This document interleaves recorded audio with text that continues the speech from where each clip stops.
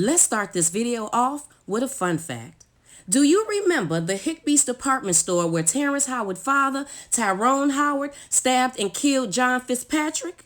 Well, do you also remember the 1983 Christmas movie, A Christmas Story, which, by the way, is one of my favorite Christmas movies? Well, listen to this. Higbee's in downtown Holman, the department store where Ralphie first sees the legendary gun in the shop window, was the real deal on Public Square in Cleveland. And yes, Santa and his slide, with the line of kids stretching back to Terry Hall, were actually filmed inside the store. Ralphie's father was supposed to curse some 35 times in the film, but Higbee's, the retailer that had agreed to let A Christmas Story film in its department store, requested the profanities be taken out to preserve Higbee's family image. The non-cynical grumbling heard from the old men in lieu of actual curse words are actually scripted, word for word. Higbee's was later taken over and eventually closed its doors in 2002.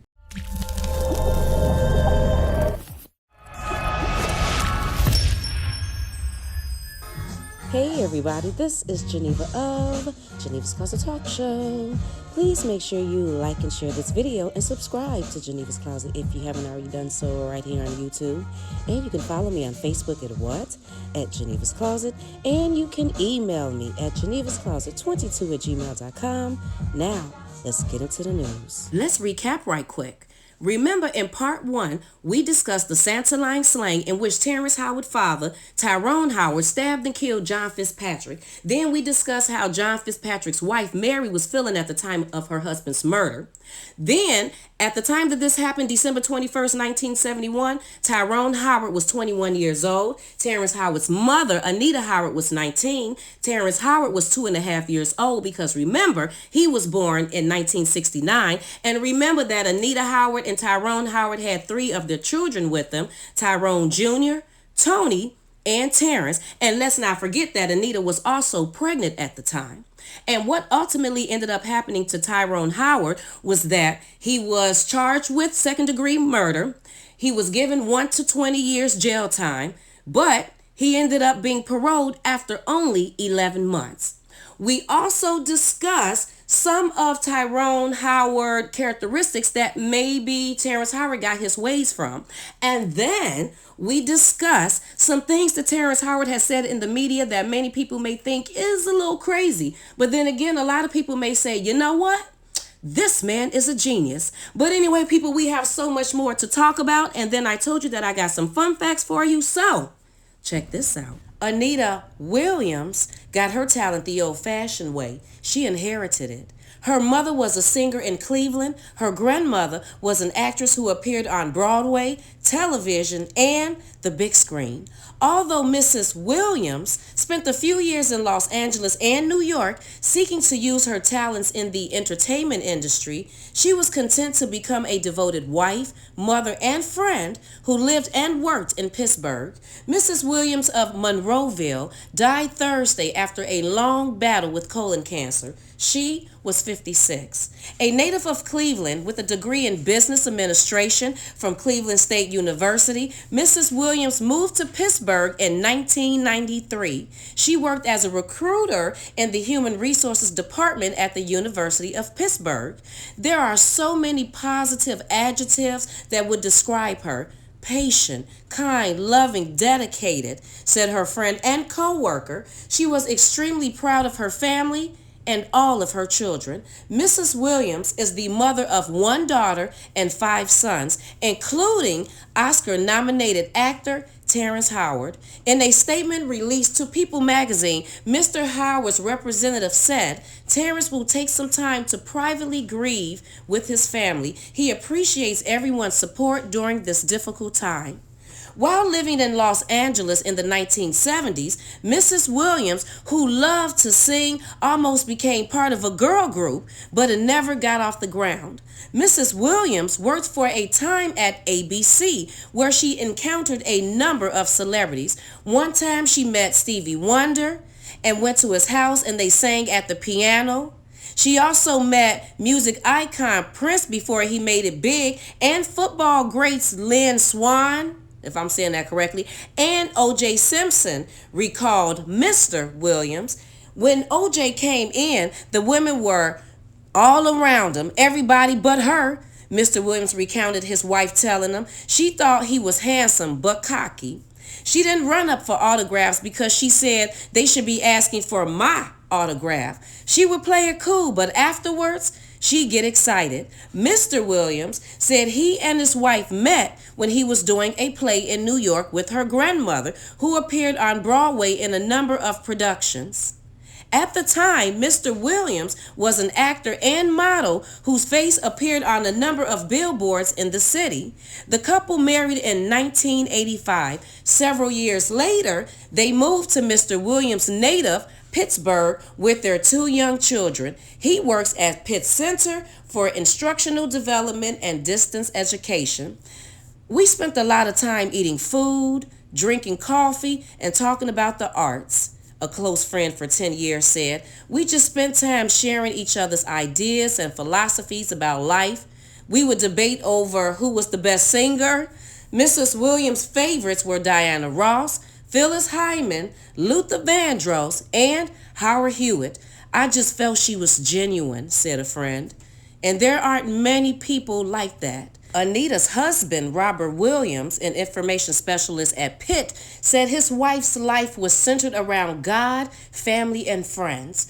Among her numerous community activities, Mrs. Williams volunteered for United Way, helped paint a house for needy families, campaigned for AIDS prevention, and chaperoned numerous events at the Ellis School, where her daughter is a student. Born and raised in Cleveland, Mrs. Williams was one of 3 children of Marjorie Hawkins of Monroeville and the late William Milton Hawkins. Okay, so now we are getting into Terrence Howard grandparents. Now, Anita came from a musical family of fine voices who entertained in the Cleveland area, said her husband. She had a fine voice and wanted to pursue a singing career. Singing and musicians visited her home while she was growing up. And in later years, when Anita graduated with a business degree from Cleveland State University and moved to Los Angeles with the hopes of starting a musical career, she had the opportunity to be reacquainted with Roxy Roker, if I'm saying that correctly, of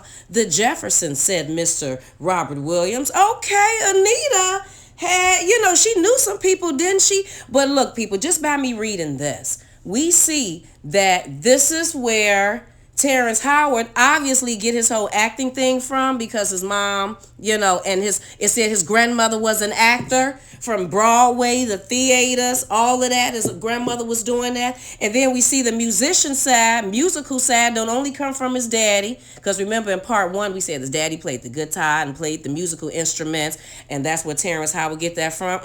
Not only that, from his mom's side too. And it was really important for me to read this about his mom, because based on what I have read, my research, and I found a lot of things about his mother, everyone had good things to say.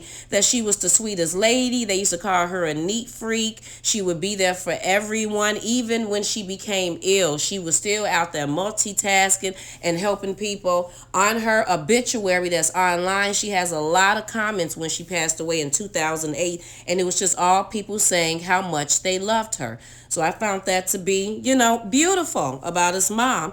It says, it didn't take her long to become a Pittsburgher. She enjoyed walking along Grandview Avenue on Mount Washington and the rides at Kennywood Park. In addition to her husband and mother, Mrs. Williams is survived by her sons, Tyrone and Terrell Howard of Atlanta, Terrence and Antonio Howard of Philadelphia, and Darnell Williams of Monroeville, a daughter, Ariana Williams of Monroeville, 10 grandchildren, and a brother, Nathan Hawkins of Wilkinsburg. She was preceded in death by a brother, William Hawkins. And just to let you know, Terrence Howard's mother, Anita Williams, passed away September 25th, 2008. Since we were just talking about Anita, we might as well discuss her mother, which is Terrence Howard's grandmother, and her name is Marjorie O. Hawkins, and they used to call her Gentry. And she was born in Cleveland, Ohio in 1933 to the parents of Minnie and Lloyd Gentry. Marjorie grew up performing at Caramel House and singing in the Cleveland area. Marjorie met and married William M. Hawkins, and together they had 3 children, William Jr., Nathan, and Anita. Margie's love of the arts allowed her to meet and perform with Jackie Wilson, Lou Gossett Jr., and Billy D. Williams, and many others. After a long illness, Margie passed on January 20th and is survived by her son Nathan, sister Claire, nieces Shani and Laura, grandchildren Tyrone Jr., Terrence, Antonio, Terrell, Darnell, and Anita, and she mentioned some other grandkids, but she passed away January 20th, 2012. And just in case you were wondering, what is the Caramel House? According to the Cleveland Memory Project, Caramel Theater, listed as the oldest black theater company in America by the African American Registry, began in 1917 with a series of plays with interracial casts, which were produced by Russell and Rowena Jellyfee, I know I said that wrong, whatever, and the Neighborhood Association Settlement they founded 2 years earlier on East 38th Street in Cleveland, Ohio. The name Karamu in Swahili means a place of joyful meeting, was applied to a new theater constructed in 1927 and became the name for the entire settlement in 1941. You know what time it is. It is fun fact time. So, don't you remember at the beginning of this video when we were talking about Anita, Terrence Howard's mom, and I had mentioned that she had a great-grandmother that had been on TV, movies, and on Broadway? And remember in part 1 video I had said that Terrence Howard had a famous family member? Well, this family member is his mom's Anita, mother Marjorie Hawkins' mom, and it says Gentry Minnie Lee Watson. Born December 2nd, 1915, died May 11th, 1993, the First Lady of Cameroon Theater, was an original member of the Gilpin Players who appeared in numerous dramatic and musical productions. A critically acclaimed artist, Gentry received a Tony nomination in 1972 and the Outstanding Pioneer Award for the contributions to Black theater in 1985. Born to Taylor and Mincy Watson in Norfolk, Virginia, Minnie came to Cleveland's central area with her family at the age of 5. At 9, she studied piano in the Phyllis Whitley School of Music. She sang in St. John's AME Church Choir and began acting at the Friendly Inn Settlement. In 1931, Minnie met Lloyd Gentry, who introduced her to Cameroon. They married in 1932 and Minnie joined the Gilpin Players. Moving to New York in 1946, Gentry performed in her first Broadway production. Gentry returned to Cameroon performing in numerous productions between 1949 and 1960. In 1982, Gentry was the guest artist in Cameroon's production of A Raisin in the Sun. She had appeared in Cameroon's original 1961 production. Gentry in over 15 movies, including School Days and Jungle Fever. Her television credits include The Cosby Show and All My Children.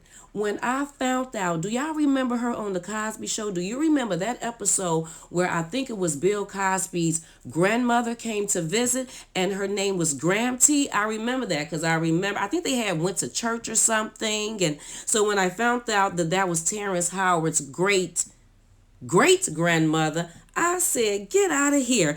The Gentrys divorced, had one daughter, Marjorie Hawkins. Gentry died in Manhattan and is buried in Evergreen Memorial Cemetery.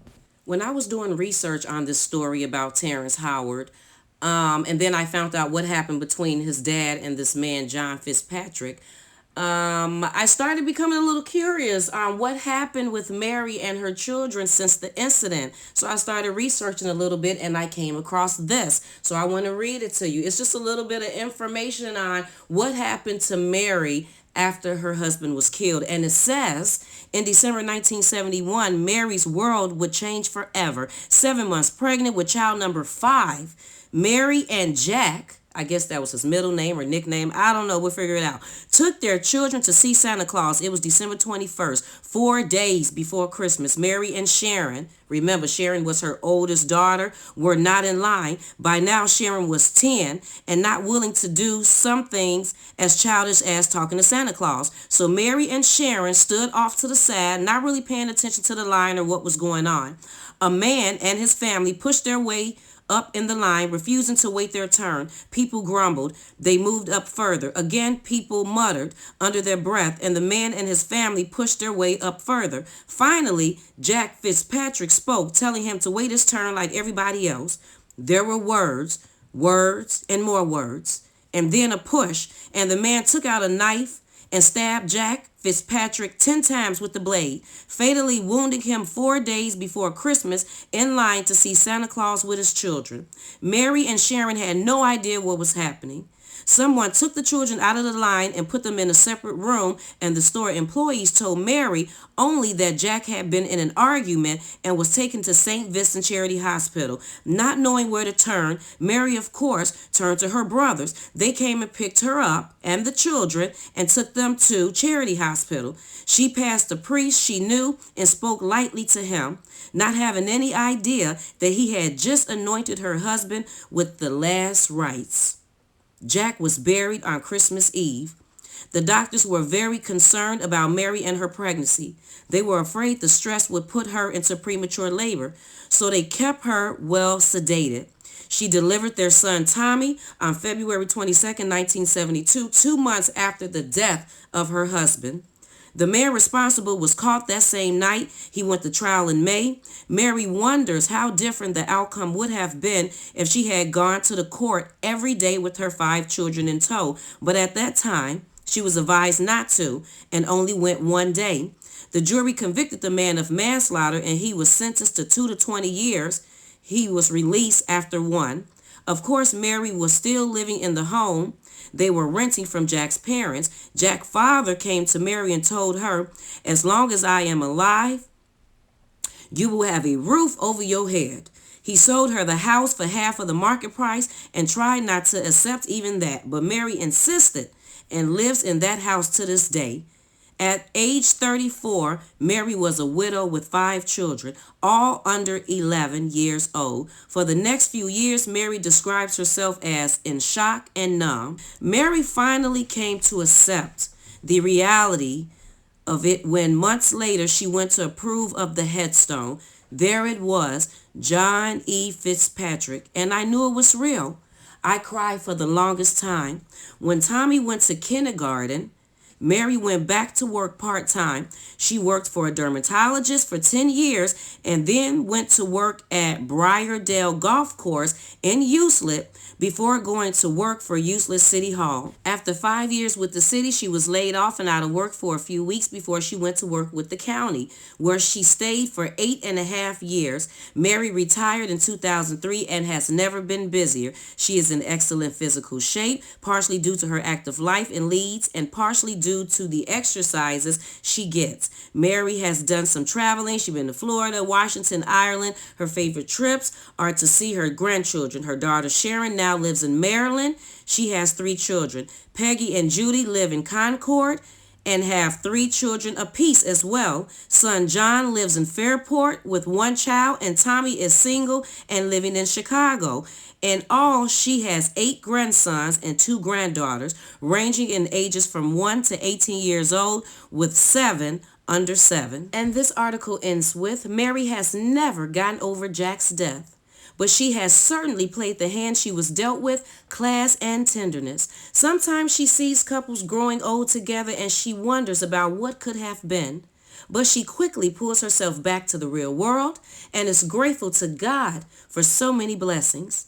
Mary Fitzpatrick passed away from cancer on March 19th, 2008. And isn't that something? Because that is the exact same illness and year that Terrence Howard's mother, Anita, passed away. Terrence Howard and his first wife, Laurie McComas, whatever, married in 1989, and the couple has 3 children, daughters Aubrey and Heaven, and son Hunter. The 2 divorced in 2003, but remarried again in 2005. The pair divorced again in 2007, and soon after it was revealed that Howard had pleaded guilty to disorderly conduct after a 2001 incident in which he punched Laurie twice with a closed fist, according to the police report. She was talking to me real strong, and I lost my mind and slapped her in front of the kids, Howard says during the interview when asked to explain his version of the events. Her lawyer said it was a closed fist, but even slapping her was wrong. Howard went on to marry Michelle Gantz. We're just going to go with the first name, people, because I don't even know if I said that correctly, in January 2010, but she filed for divorce a little over a year into their union in February 2011 and later took out a restraining order against Howard, claiming the actor had been physically abusive. A judge granted that order after Michelle alleged he had caused her injuries, stalked her, and threatened her on multiple occasions. The two later got back together. However, a common occurrence in Howard's relationships, it would seem, but things ended again sometime in 2013, around the time that Michelle claims in the lawsuit she filed just the past July that Howard attacked her. Now, just to let you know, the article that I'm reading from is from 2015. So this is what his relationships were going through in 2015. It says Michelle alleged in court papers obtained by TMZ at the time that while the two were on vacation in Costa Rica, Howard began strangling her following an argument and then threatened to kill her before mule kicking her. Ooh-wee, did I say just before mule, M-U-L-E, kicking her? Howard addresses this incident as well in the interview, saying, "She was trying to mace me, and you can't see anything, so all you can do is try to bat somebody away. And I think that something caught her, and I wasn't trying to hit her." Lord, I know he did. Now, that is the typical thing. So he said that she maced him and he was trying to wave his hands because he couldn't see. So y'all picture it. He can't see. I can't see. I can't see. I'm waving my hand and she got her face in the way. So boom, I just slap her. Okay, because he wasn't trying to hit her. The pair's divorce is once again in the spotlight with a judge ruling just last month, remember this 2015, that Howard's alimony payments to Michelle will now be reduced after it was revealed she had blackmailed the actor. Howard even plays one of the phone conversations between the two that he had taped during an interview with Rolling Stone, despite saying just moments earlier, "I don't talk with my ex-wife because I don't talk about negative things." The blackmail CD, as Howard refers to it, lasts 13 minutes, and on it, Michelle can be heard threatening to sell damning videos of Terrence to the tabloids that show him dancing naked and having phone sex. "You're an effing sociopath. Everybody should know it. I'm so sick of this shit that you've put me through," Michelle tells Howard at one point. The tape is the same one that was played for the judge at the trial. "I mean, does that sound like somebody afraid of me?" says Howard. Later, after the conversation is over, he leans toward the computer and hisses, "You effing B, shut the F up. Shut the F up." I don't know if you remember in part 1 video, we discussed, what was her name? Myra Pack, whatever. We're going to just go with Myra. And then in that video, when we were discussing her and Terrence Howard, well, they had been married, but at that time, the divorce had went through. But remember, she was the woman that was helping him with his terryology, helping him put his pieces together for his math or whatever. And she said that they never went anywhere. He never took her to a restaurant. They never went to a movie. And she felt like Rapunzel in the house with a baby. Well, at that time, based on that article that I was reading in 2015, she had separated and filed for divorce all while she was pregnant with their son. So what do you think was going on for her to do that? And then their divorce had went through in 2015. So then I'm reading some stuff, and then it says that Howard wed his third wife, model and restaurateur Myra, in late 2013. They have 2 sons, Corinne Love, born 2015. And this is the time that her divorce was finalized. And then Hero, born 2016. So even though they got a divorce, they were still together messing around. The two divorced in 2015 and then got engaged to remarry in December 2018. The exact same thing that happened with Laurie, the first wife, because then he married her twice. Now I'm just sitting up here thinking, what in the world was going on in this relationship to make her feel like that after she separated that she still wanted to file for divorce after she's pregnant with her first child. Do you think some abuse was going on in that relationship too? I mean, because it already happened in the last two. I mean, so what do you think? I don't know, people. I don't know. And just a quick FYI, just because I think this stuff is crazy, Terrence Howard has married Laurie, divorced her, and got re-engaged to her, about to marry her again. They done had 2 children, and this man is still fighting with his second wife over their divorce, Michelle. Because I found an article that said that 20th Century Fox Studio sued Terrence, his company Universal Bridges, and his ex-wife Michelle. They said that they owe Terrence some money, but Michelle served them with some court papers saying that the actor owed her $1.3 million, and Terrence said he appealed the decision and is still awaiting the outcome. And then I read something that said that he hasn't even received the check from Empire, and I'm just like, are you serious? Because this article is dated for 2020, people. 2020. Still to this day, he is fighting with his ex-wife, and he done had 2 kids, got married, divorced, and about to get remarried again. And yeah, now is that crazy or not? Terrence Howard has had a few incidents with women. In August of 2000, Howard is arrested in Cleveland after being accused of assaulting a flight attendant when he was asked to return to his seat on a Continental Airlines flight. Howard claimed he was just trying to take his daughter to the bathroom, even while the airplane employee said that the passengers had been asked to stay seated with their seatbelts fastened. Charges were eventually dropped by the district attorney, and then September 2001, after getting into a telephone argument with his wife Laurie, Howard was accused of showing up to her home and kicking down the door before punching her twice, 2 times, people, 2 times, in the face. He was only charged with disorderly conduct for the incident, despite admitting to kicking down the door and hitting his wife Laurie. Explaining his version of events, Howard says, "She was talking to me real strong and I lost my mind and I slapped her in front of the kids." And then in March 2005, while out getting breakfast at Ray's Dining Car in Philadelphia, Danielle and U.S. Marine Kevin were being seated by the hostess when they claim Howard asked why he was not being taken care of first, because he is an actor. Okay, now, and then when they told Howard they had been there first in line, Howard reportedly responded by saying, "F you, I wasn't talking to you." Okay, now, and then the other person asked the actor to apologize, which in court documents claimed that Howard punched the man in the face and the other guy in the chest. January 2011, February 2012, Howard's second wife Michelle was granted a restraining order in December 2012 against the actor after claiming he began attacking her just a week into their marriage when he punched her in the face. She was also alleged he had threatened her life, come after her with a butcher knife, and even tried to throw her off a hotel balcony in South Africa. Okay. Howard responded by filing his own restraining order against Michelle after suffering constant threats of extortion. May of 2012, Howard's girlfriend, Mei Sing Yang, okay, this is another woman we don't know nothing about, told police that Howard choked her and punched her in the eye.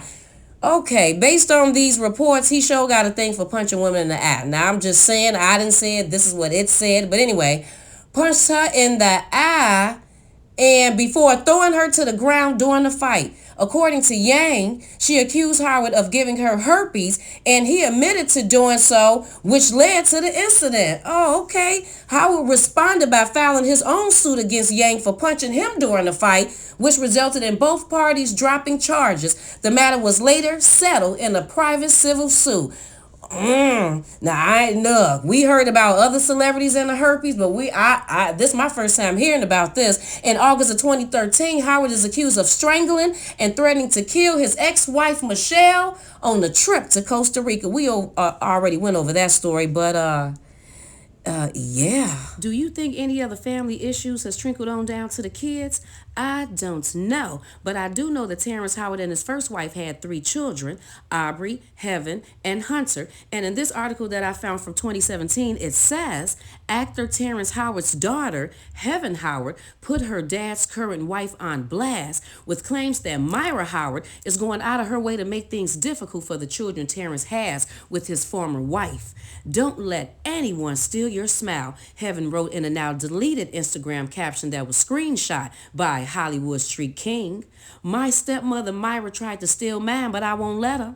She's blocked my brother, sister, and me from her phone, and also from my father's phone. She has tried to tear my family apart.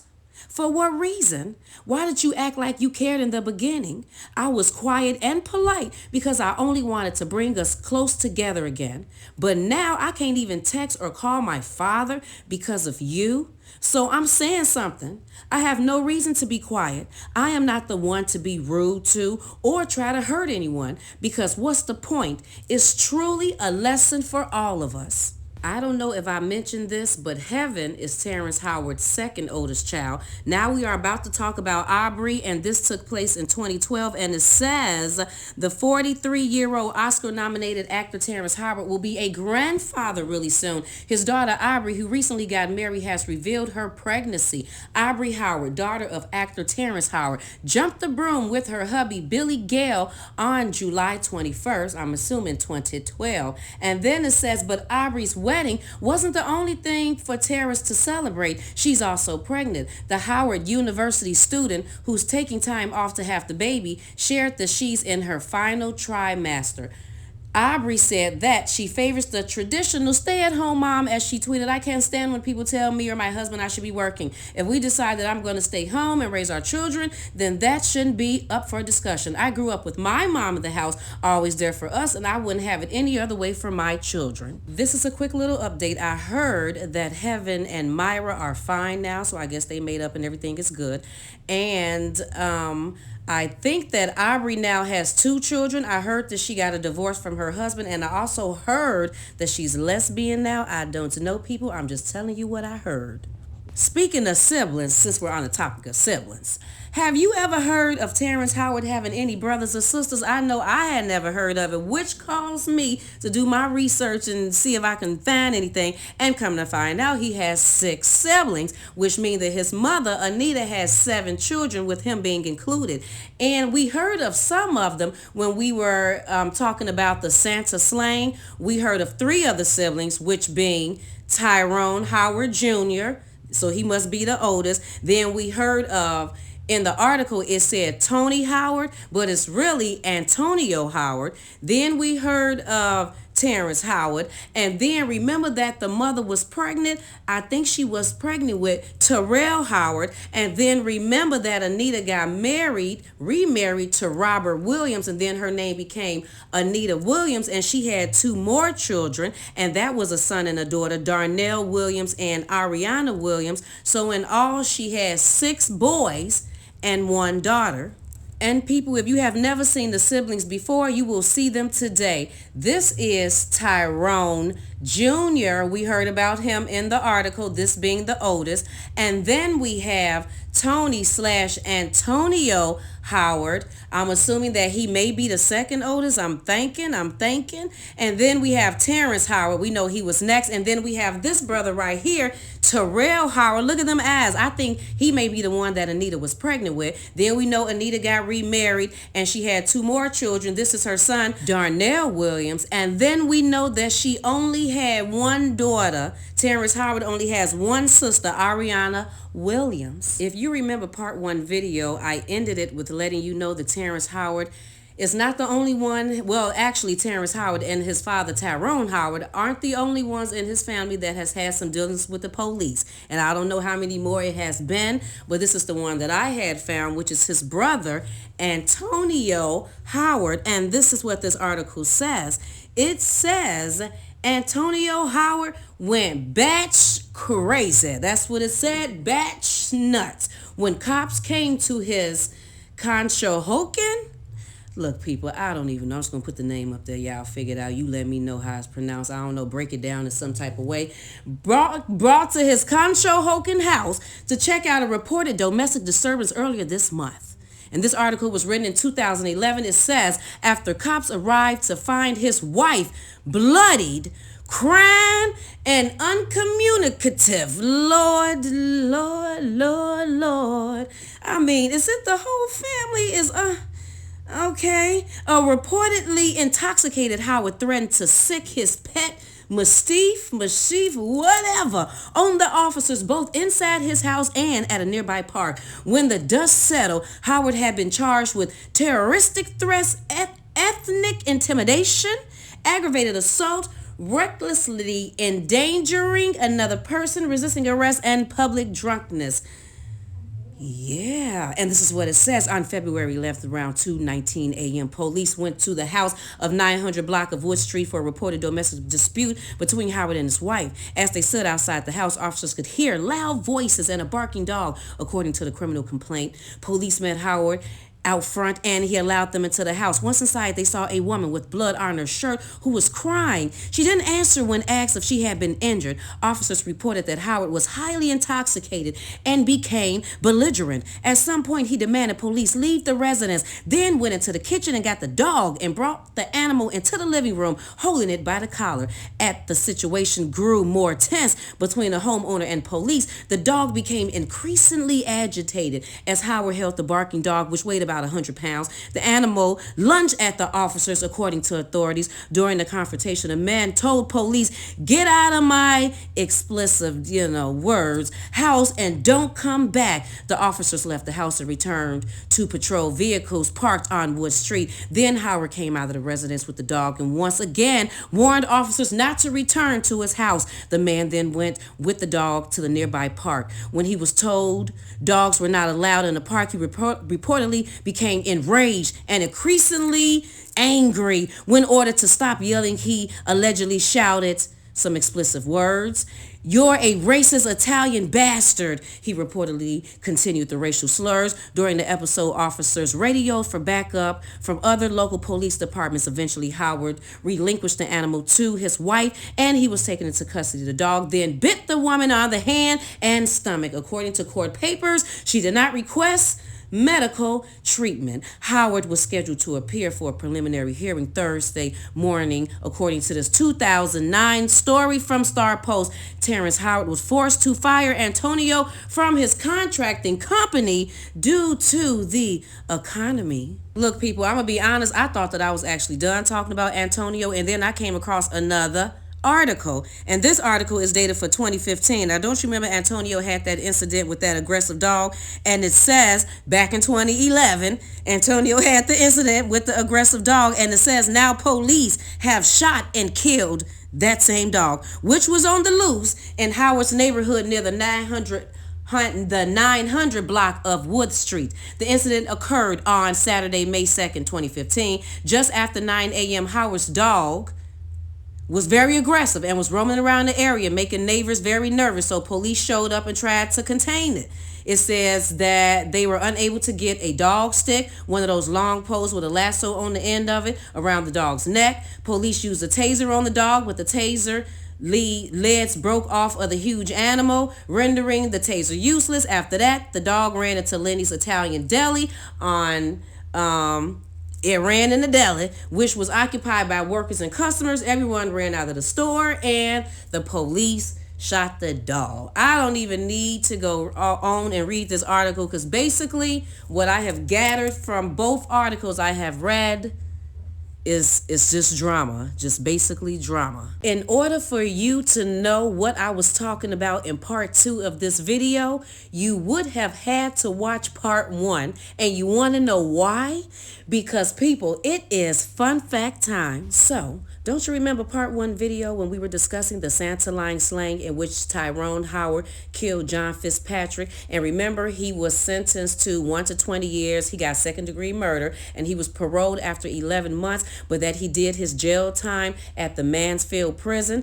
And do you also remember the 1994 movie Shawshank Redemption starring Morgan Freeman and Tim Robbins? Well, guess what, people? Shawshank Redemption was filmed at the same prison that Terrence Howard's father spent his 11 months at. Listen to this. The 1994 prison drama, The Shawshank Redemption, is a Hollywood rarity. In that it wasn't shot in Hollywood. The filmmakers didn't use New York or Toronto either. Instead, Shawshank was filmed almost entirely on location in and around the Rust Belt city of Mansfield, Ohio, about halfway between Columbus and Cleveland. After nearly a century of use, the Ohio State Reformatory closed its doors on New Year's Eve 1990. The massive prison on the outskirts of Mansfield is a combination of architectural styles, Victorian Gothic and Queen Anne. If that doesn't mean much to you, let me put it this way. It's gorgeous and terrifying, which may explain why Hollywood thought it would make a perfect Shawshank prison. I would like to know how you all feel about this situation, and while you are letting me know, could you please like and share this video and subscribe to Genevas Closet if you haven't already done so right here on YouTube.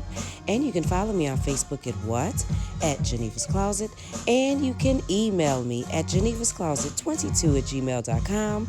You all have a fabulous day, and I will talk to you later. Bye.